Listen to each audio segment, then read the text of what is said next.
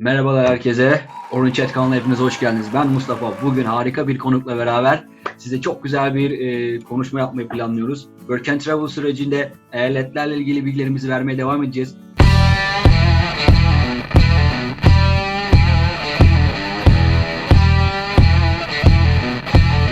Bugünkü eyaletimiz Ramazan'la beraber Orlando olacak. Orlando hakkında merak ettiğiniz her şey, Orlando'da hayat nasıl, iş imkanları nasıl, eğlence hayatı nasıl, bugün hepsini Ramazan bize teker teker cevap verecek. Hazır mıyız Ramazan? Hazırız Mustafa, tüm enerjinle. Gerçekten bu arada bir enerji verdin yani. Hazırım bayağı. Bomba gibi. Süper kardeşim o zaman. Öncelikle kimsin? Bize biraz kendini anlatabilir misin?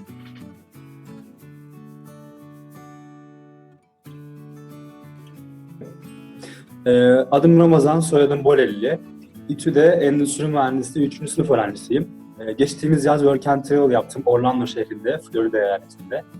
Bunun dışında şu anda da Romanya'da Erasmus programını sürdürmekteyim. Koronanın tabii ki de bizim Erasmus'umuzu da etkiledi. Bu da ayrı bir konu tabii ki. Harika, iyiyiz harika. yani, sıkıntı yok. Harika. Hoş Devam geldin ediyoruz. tekrardan yayına. Hoş geldin. Seni burada görmek beni gerçekten çok mutlu etti. İlk konuğumsun. Ayrıca heyecanlıyım. Umarım çok harika bir konuşma geçer. Biz de onlara bir şeyler verebiliriz. Çünkü karantinada Work and Travel ile ilgili birçok şüphe var insanlar gidip gidemeyeceği hakkında. Umarım Florida'ya biz de insanları gönderebiliriz ya da bir dahaki senelerde Florida hakkında daha çok bilgi verebiliriz onlara. O zaman başlayalım. Aynen. Work and Travel'a gitmeden önce Florida'ya gitmek mi istiyordun? Neden Florida'ya seçtin? Bununla başlayabiliriz.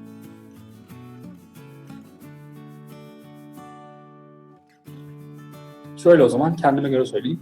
Benim daha önce aklımda herhangi bir eyalet yoktu. Daha çok Amerika'nın doğu kısımlarından, işte denizin, okyanusun yakın olduğu yerlere gitmek ve orada tatil şeklinde bir work and travel geçirmeyi hayal ettim. Beklentim aslında buna biraz benzer yönde oldu.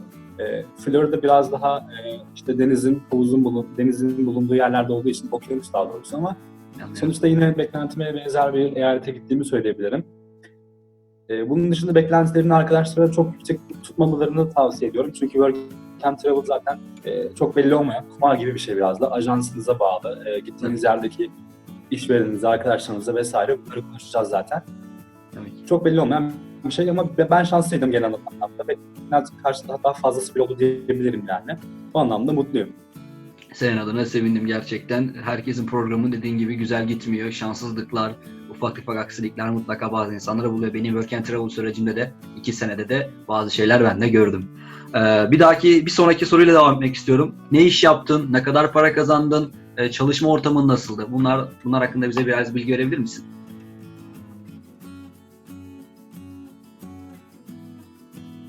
Tabii. Ne iş yaptım? Benim hedefim aslında garson olmak tabii ki. Yani ilk işimin garson olması ve bu şekilde bir güvenceyle gitmemdi. Ama ajansımda yaşadığım sıkıntılardan ve imkansızlıklardan dolayı değil. Work and Travel'a lifeguard, can kurtaran olarak gittim. Ajansımda dediği gibi ikinci iş umuduyla gittim biraz daha. İkinci işimi de garson olarak bulmuştum. 1,5 ay kadar bir süre garsonluk yaptım. 3 ay, 3 hafta gibi bir sürede can kurtaranlık yaptım. Ne kadar kazandım? Lifeguard'ken saatlik ücretim $12-25'dı. Tabii bunun vergileri oluyor. Oradan bir kesinti oluyor. Sanırım da 8 gibi bir şey kaldı. Net hatırlamamakla beraber. Garsonken de zaten daha çok bahşişlerden kazandığınız için vergi anlamında çok kesinti olmuyor.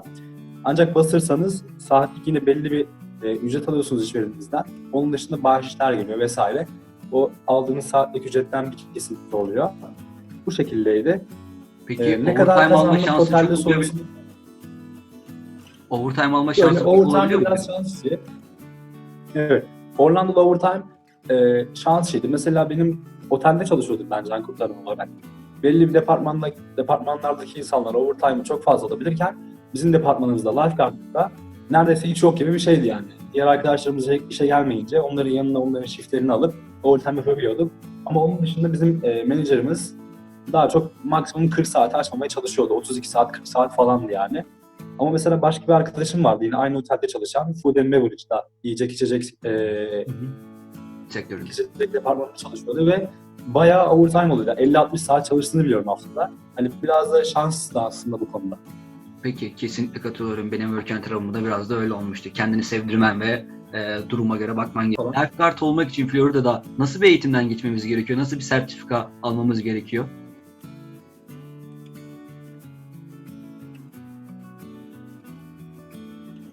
Şimdi benim gittiğim şirkette mesela şanslı olduğum bir konuda buydu benim.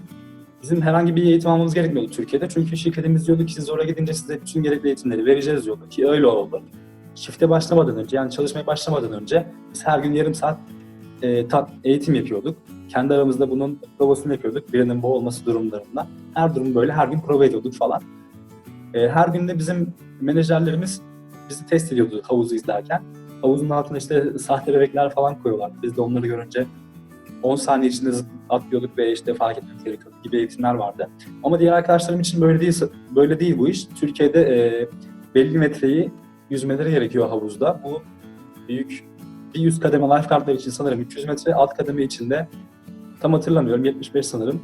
Ya da işte sudan belli ağırlıktaki bir kiloyu çıkarmaları gerekiyor. Bizim böyle eğitimlerimiz yoktu. O konuda da şanslıyım diyebilirim. Gerekiyor. Peki ikinci iş imkanları hakkında bize neler söyleyebilirsin senin çalıştığın bölgeyle ilgili? Yani garsonluk yaptığından bahsettin ama hani senin kadar İngilizce iyi olmayacak arkadaşlara neler söyleyebilirsin? Ya da senin kadar iyi olanlar da mutlaka çıkacaktır ama genel olarak ikinci iş imkanları hakkında neler söyleyebilirsin bize?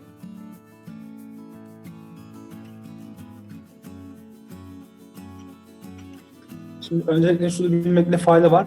İngilizceniz ne kadar iyiyse ikinci iş ya da genel anlamda iş bulma şansınız work and travel'da o kadar artıyor. Yani ne kadar ekmek o kadar köfte mantığı var burada biraz daha. Garson olmak isteyen arkadaşlarımın İngilizcelerini önce bir ajanslara gidip test etmelerini tavsiye ederim. Hayal kırıklığı yaşamasınlar. Çünkü biraz İngilizce istiyor yani garsonluk özellikle. Maksimum İngilizce isteyen işlerden biridir.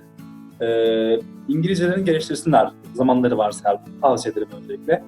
İkinci olarak benim gittiğim bölgede ikinci sorunum çok fazlaydı. Çünkü gittiğim bölge turistik bir bölgeydi.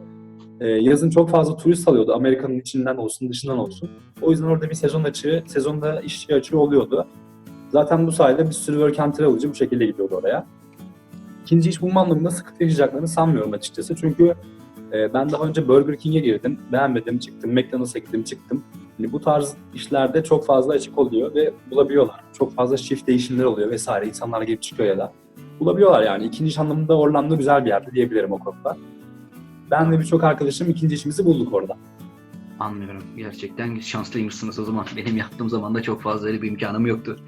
Peki Florida'dan bahsettik. Çok sıcak bir yer. Hava ve yaşam şartları sence nasıldı? Hani adaptasyonu nasıl oldu? Türkiye'den gidebilecek insanlara karşı neler söylemek istersin?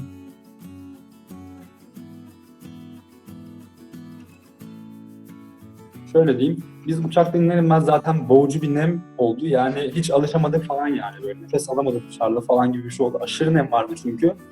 Florida ve Orlando bölgesi aşırı yağış alan bir bölge. Yani gün içinde 4-5 kere falan yağmur yağıp duruyordu. İlk başlarda özellikle yani Haziran ayları gibi. Bu yağış tabii ki de devam ediyor. Temmuz'da olsun, Ağustos'ta olsun hiç durmayan bir yağış yani. Haftanın böyle en az garanti 3-4 günü yağışta olabiliyor yani. Çok kısa da sürebiliyor, çok uzun da sürebiliyor bilemiyorsunuz. Yani çok nemli bir yer, çok yağışlı bir yer, sıcak bir yer. Çok terliyoruz özellikle bunu söyleyebilirim. Adana'dan bile daha sıcak olduğu söyleniyordu yani biz oradaki. Hadi ya süpermiş. Peki buradan gidecek arkadaşlarımız eğer konaklamalarını kendileri sağlayamıyorsa yani firması onlara provide etmiyorsa onları ne bekliyor konaklama anlamında fiyatlandırma olarak ya da bulunabiliyor bulunamıyor olarak neler söyleyebilirsin konaklama work and travel öğrencileri için?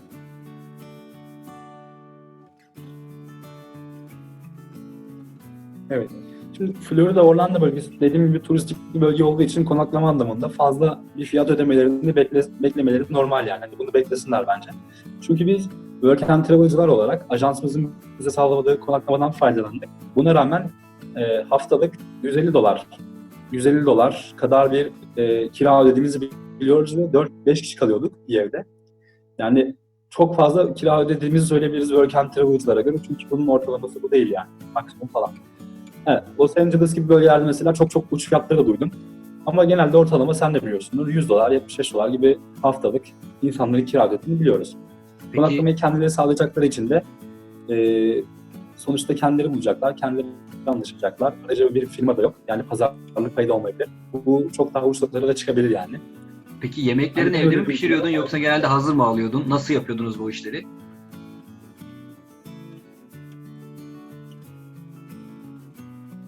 Şöyle yemekleri genelde, şimdi ben de otelde çalıştığım için o konuda şanslıydım mesela. Shift'imde bir tane yemek hakkı veriyordu bana çalışanım, işverenim.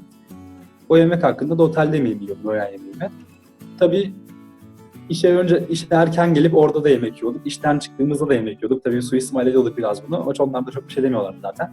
Onun dışında kendimiz tabii ki de market alışverişimiz olsun, evin alışverişi olsun, hepsini kendimiz yapıyorduk. Bunun dışında daha çok hazır gıdalardan beslendiğimi, dondurucu pizza, dondurmuş pizza işte, yine kahvaltıda yumurta gibi yani. Onun dışında kendimiz yapıyorduk tabii ki. Peki bu kadar popüler bir yere gittiğin zaman konaklama olsun, yeme içme gerçekten pahalı dediklerine göre sence programın parasını kazanabildin mi? Hani tabii ki programın amacı para kazanmaktan ziyade kendimizi geliştirebilmek ama bir yerde de artık doların Türkiye'ye çok fazla arttığı bir yerde doları da artık bir şekilde bir save etmemiz gerektiğine ben inanıyorum. Sence bu kendine bir miktar para ayırabildin mi bu süreçte?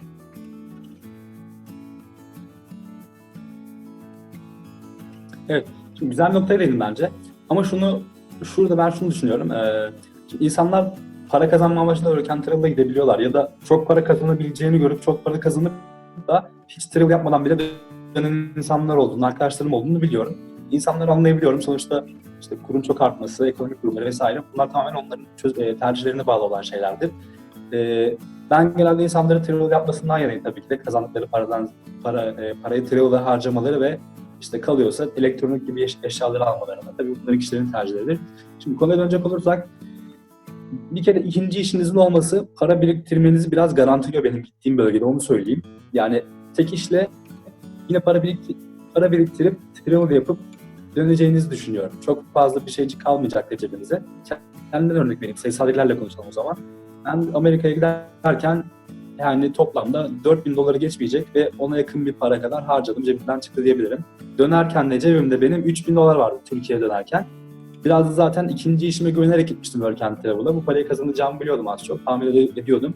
Travel yaptım. Travel'da belli bir miktar para harcadım. Bu sanırım 1000 ya da 2000, ya tam emin değilim. Ya 1000 ya 2000 vardı. Bu kısımdan tam emin değilim. Bunun dışında yaşam giderlerim oldu vesaire.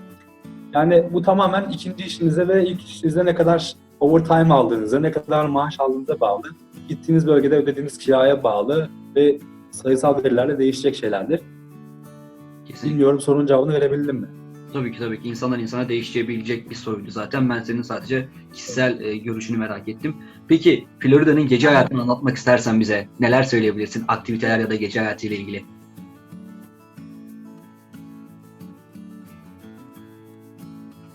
Florida'da aktiviteler, şimdi Florida'da aktivitelerden başlayalım. Florida'da gezilecek turistik anlamda çok az yer var. Onu söyleyeyim önce insanlara. Orlando'da da doğrusu. Florida'nın içinde Orlando'da şimdi siz downtown'da club'lar, gece hayatının olduğu canlı yerler var ama Orlando'nun en büyük dezavantajı da aile yeri olduğu için, daha çok yaşlı nüfusu olduğu için ve turistik yer olduğu için gece kulüpleri saat 2'de kapanıyor. İnsanların bunu bilmesi lazım. Bunun dışında 21 yaş altındaki insanlar alkol kullanamıyor ve club'lara giremiyor belli. Yani neredeyse tamamını diyeyim. Sadece belli günlerde belli club'lar açıyor bunları vesaire. Ama gece hayatı çok canlı diyebilirim. Yani downtown'a gittiğinizde her yer club ve çok çılgın gece kulüplerinde sokakta geçerken görebiliyorsunuz bile. O anlamda tatmin olurlar. Sadece 2'de kapanması büyük bir dezavantaj. Bunun dışında aktivitelere gelirsek eğer, yine otelde çalışmanın bir avantajı vardı benim. Bize Universal Ride'ları vardı. İşte bu roller coaster'ların olduğu, onun dışında diğer Universal Ride'ların olduğu parklar vardı. Bu parklara biz bedava girebiliyorduk. Mesela bunun girişi turistlere ya da diğer insanlara $100 günlüğü. Bunun dışında aqua parklar vardı. Bu gibi parklar Orlando'da oldukça mevcut. Bunlarla aktivite olarak geçirebilirler. Bunun dışında City Center'a gittiğinizde çok canlı bir şekilde işte insanların gezdiğini, orada restoranların olduğunu, gezilecek yerler olduğunu, keyifli vakit geçirebileceğini söyleyebilirim. Peki, teşekkür ederiz. Benim merak ettiğim diğer bir konu ise, ya bazı insanlar, benim de gitme amacım İngilizcemi geliştirebilmekti. Hollanda'ya gittiğimizde sence İngilizcemizi geliştirebilir miyiz? Yani çünkü Türk popülasyonu çok mu? Ya da ne kadar Türk work and travel'cı geliyor? Biliyorsun, iki Türk varken aralarında İngilizce konuşması biraz tuhaf oluyor. Ben de bu durumu yaşadığım için biliyorum. Sence Orlando'ya gittiğimiz zaman Türk'ü ne kadar fazla bir Türk popülasyonuyla karşılaşabiliriz? Yani gerçekten Türkler için popüler bir yer mi?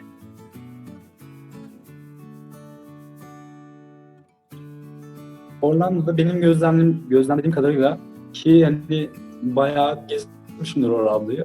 Çok fazla Türk yok, kesinlikle yok. Ama onun dışında bundan çok çok daha farklı bir konu var. O da çok fazla İspanik olması. Yani İspanyolca konuşan insanların çok fazla olması. Hatta Amerikalılardan bile daha fazla olması. Birçok marketlerde ve iş yerlerinde de bu insanların kasiyer olması vesaire, İspanyolca konuşması. Hatta birçoğu İngilizceyi yine konuşamıyor yani. Hiç bilmeyenler de var. Bu bir dezavantaj diyebiliriz. Onun dışında yani İngilizceyi geliştirmek için Work and Travel güzel bir program mıdır? Şunu söyleyeyim, altyapınız varsa eğer belli bir altyapınız ve biraz kendinizi ifade edebiliyorsanız bence geliştirmek için güzel bir programdır. Ama insanların yine beklentilerini burada doğru tutmak lazım. Çok fazla bir beklentiye girmemek lazım. Özellikle çalışırken yaptığınız işlerde, Lifeguard'daki gibi işlerde ben çok fazla İngilizcenizi geliştirebileceğinizi düşünmüyorum. Benim yine bir şansım şuydu. Lifeguard'da şöyle bir şey var. 3 tane stand var. Yani yarımşar saat boyunca havuzda izleyebileceğiniz standlar bunlar. Bunlar da yarımşar saat durduktan sonra 1 saat biz serbest kalıyorduk. Burada da işte diğer pool attendant arkadaşlarımıza yardımcı oluyorduk. Burada iş arkadaşlarımızla oldukça konuşabiliyorduk.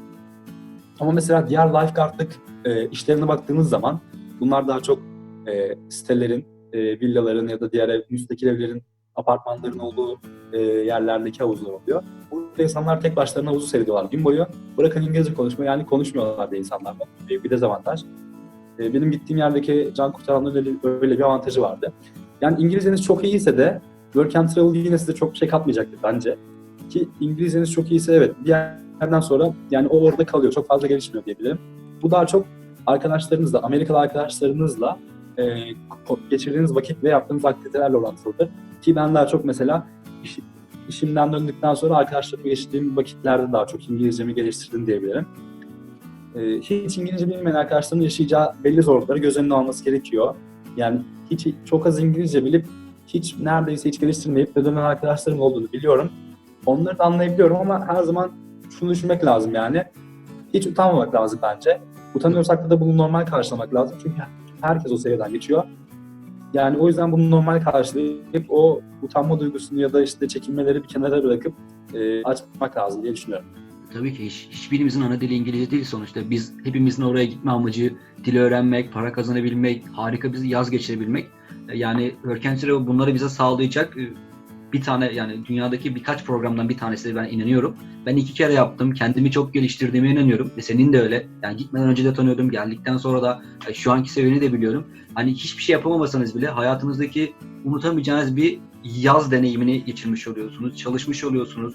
Kendi ekmeğinizi kazanmış oluyorsunuz. Bu duygular bile bir insanı olgunlaştırmaya yetiyor bence. Yani başka bir ülkede olsanız bile. Ben tekrardan teşekkür ediyorum verdiğin cevap için. Peki diğer bir soruma geçmek istiyorum. Sence Florida'ya giden bir Work and Travel öğrencisi neler götürmeli Türkiye'den? Yani orada bulamayacağı, o şartlarda zorlanabileceği, yani ne gibi bir şeyler götürmeliyiz? Giysi olabilir, yiyecek olabilir ya da herhangi başka bir şey olabilir aklına gelen.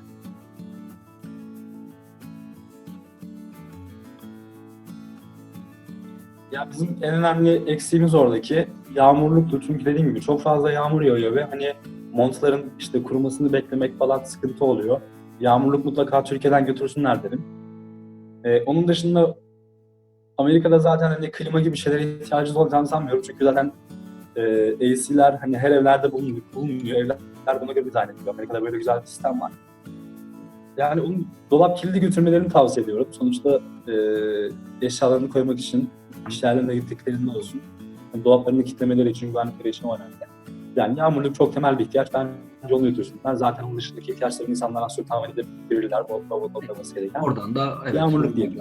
Alabilirler dediğin gibi, haklısın. Peki bize anılarından birkaç tanesinden bahsedecek olursan, iyi veya kötü anıların aklına ne gelebilirdi ya? Kesinlikle tekrar gitmeliyim.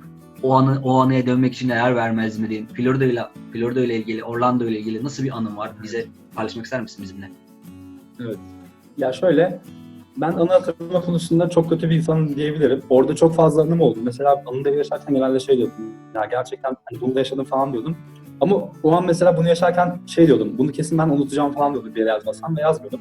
Ama şöyle diyebilirim. Bu duyguyu çok fazla hissettiğime göre çok fazla anımın olduğunu söyleyebilirim. Yani çok güzel arkadaşlıklar edindim. Mesela zenci arkadaşlara karşı ön yargılarım vardı ama oraya gittiğimde en iyi arkadaşlarım, en yakın arkadaşlarım oldular. Bazen birçok Türk arkadaşından daha yakın oldular falan diyebilirim yani.